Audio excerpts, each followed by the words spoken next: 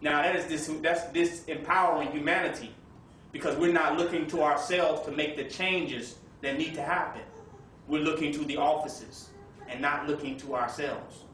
So if that's the case, if he gets into office, nothing is going to happen. But if he don't get into office, he has the same power as if he had gotten to office and was really going to do something. Now, he as a man can make powerful changes in the community without being the president. If he took all the money that was put into his campaign to run for president, he could have opened up shelters in community centers, in pantries. He could have opened up community projects. With all of that campaign money, he could have changed a community. He could have changed a neighborhood. He could change a society. Marcus Garvey said that charity starts at home, then abroad. If you can't do nothing at home, it's no telling whether you're going to do something abroad on a national level. There's no telling whether you're going to do that or not. So we think that, hey, since these people in political positions, maybe they are doing something. Maybe they're doing something that we don't know about. Hey, we don't watch the news and catch every news program. So maybe they're doing something spectacular that we're not aware of. But if you check the records and you check the history, you find that they've done nothing. They've hid behind those big national images to make you think that it's a possibility that they're doing something that we haven't heard about. But we look at it and check the records, nothing has been done.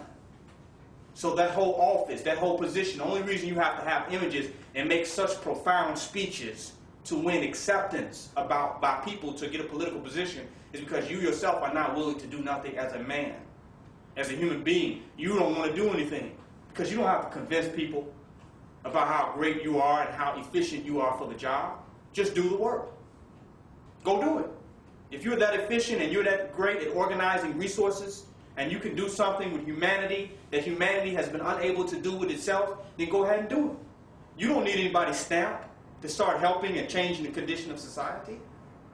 Why do we feel that he needs that office or he needs the acceptance in order to start bringing about necessary change?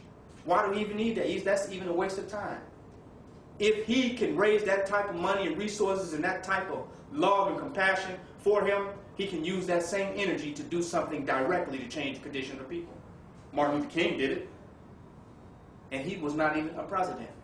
He was just a man that wanted to see a particular and unique type of change happen in society, and he played a very instrumental role in that happening. So I'm saying that we must no longer look to the positions of this system.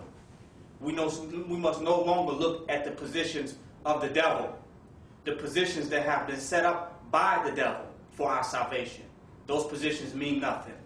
We rule back in Kemet. If you can see me today, I'm wearing a Kemetic headdress because we were the rulers in Kemet, and we ruled society. And we had a very peaceful, harmonious, and very advanced civilization in Kemet. If you look at the civilization and you see the pyramids, they've yet to be able to build them or reconstruct those monuments. They're incapable to achieve the type of mental advancement that we achieved in Kemet. Now, if we can have such a divine civilization back in Kemet on our own, well, let's go back to Ethiopia or Ethiopia. Let's go back to Kush. Let's go back to Nubia and even lost civilizations of Atlantis and Lemuria. Let's go all the way back. And if we can have all of these advanced civilizations, the Moorish Empire, if we can have all of these advanced civilizations on our own, why do we need the approval of our oppressor to start to be advanced and to manifest our destiny and the destiny of humanity? Why are we looking to him, period, his systems and his offices for anything? Why don't we stand up and be the men that we were back in today, to be the gods and goddesses that we were in the day, to set up a humanitarian society that is going to work to change the condition of our society? Why don't we go ahead and do that? The reason we won't do that, because some people say, well, there were pharaohs that ruled, and these pharaohs had servants, and people served pharaohs and were under pharaohs. But this is what happened.